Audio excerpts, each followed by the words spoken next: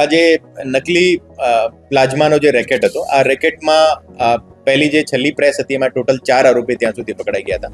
હવે 3 ઓર આરોપી પકડાયા છે. એ 3 આરોપી અને આરોપીનો રૂલ છે જો હું વિગતવાર કહેશું આપને. આજે એમાં 2 જે આરોપી હતા મહારાષ્ટ્રના બ્લડ બેંકના ઓનર હતા और महाराष्ट्र वासिम डिस्ट्रिक्ट में एमना ब्लड बैंक था और एनु नाम प्रकाश सांगले અને અશોક सांगले છે. એ પ્રકાશ सांगले અને અશોક सांगलेની ધરપકડ થઈ ગઈ છે.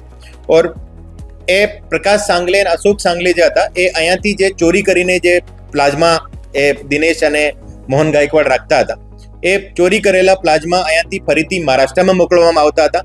અને મહારાષ્ટ્રથી એ અશોક અને પ્રકાશ सांगले આગળ એક બેંગ્લોરની એક કંપનીને વેચાણ કરતા હતા. તો અત્યારે જે આગળની જે તપાસ છે, આ તપાસ અત્યારે બેંગ્લોરની જે કંપની છે જે આ પ્લાઝમાની ખરીદી કરતી હતી એની અત્યારે ઇન્વેસ્ટિગેશન અત્યારે ચાલુ છે. એની સાથે સાથે એક ઓર ગાડી જે છે જેનો ડ્રાઈવર અત્યારે પકડાયેલો છે, જેનું નામ અજીત સોલંકી છે. અજીત સોલંકી ટોટલ 3 સ્ટેટથી પ્લાઝમા લાવ્યો હતો, રાજસ્થાન, છત્તીસગઢ અને મધ્યપ્રદેશ. એ 3 સ્ટેટથી જે પ્લાઝમા લાવ્યો હતો એ દરેક પ્લાઝમાના કન્સાઇનમેન્ટમાંથી લગભગ 100 અરાઉન્ડ જે પ્લાઝમા બેગ જે ચોરી કરતા હતા. તો આ રીતે લગભગ 3 કન્સાઇનમેન્ટમાંથી 275 બેગ એ લોકો ચોરી કર્યા હતા.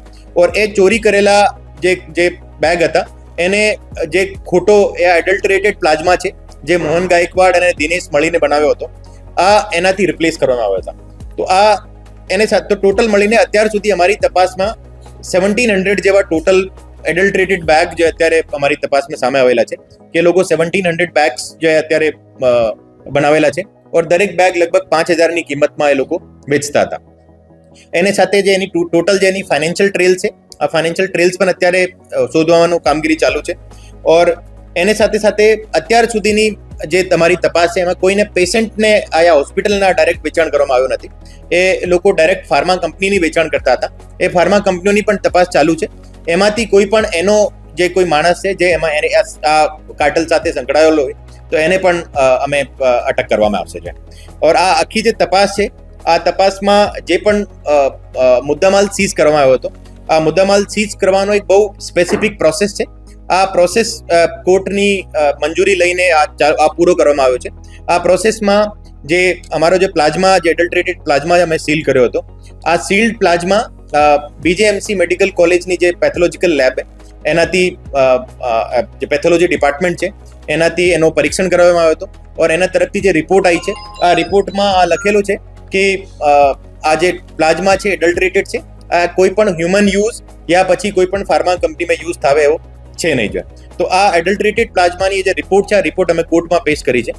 ઓર food and drugs department, BJMC medical કોલેજના પ્રોફેસર્સ અને અમારા જે આઈઓ પીએન ગોયલ છે, એ 3 મળીને એની હાજરીમાં જે આ મુદ્દામાલનો નાશ કરવામાં આવ્યો છે.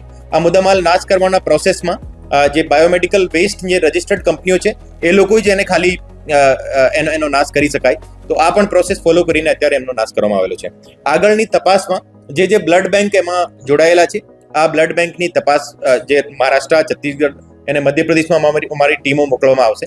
સાથે સાથે જે મહારાષ્ટ્રની જે બ્લડ બેંક હતા એની ઘણી બધાની ચકાસણી પૂરી થઈ ગઈ છે, જેમાં અત્યાર સુધી કંઈ શંકાસ્પદ મળ્યો નથી એક્સેપ્ટ ધીઝ 2 બ્લડ બેંક્સ. ઓર જે બેંગ્લોરની જે કંપની છે એ બેંગ્લોરની કંપનીની અત્યારે તપાસ ચાલુ છે.